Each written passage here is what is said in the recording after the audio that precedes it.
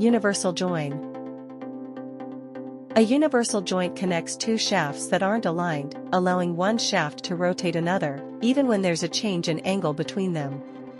It achieves this by using a cross-shaped piece connected to each shaft's end, yokes, with needle bearings. This design allows the shafts to move independently and transmit power across varying angles. Connecting intersecting shafts. Universal joints are used to connect two shafts whose axes intersect.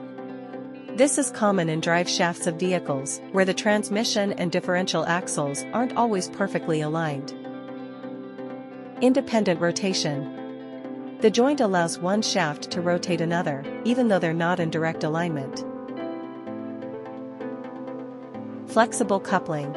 The yoke arms, connected by the cross, create a flexible coupling that allows the shafts to pivot and move independently. Applications. Universal joints are used in vehicles, drive shafts, machinery, and other applications where torque needs to be transmitted between shafts that are not in direct alignment. The working principle of universal coupling. The working principle of a universal joint is based on using two yokes, each attached to one of the shafts to be coupled, and a cross-shaped connecting piece called a crosspin that links the two yokes together.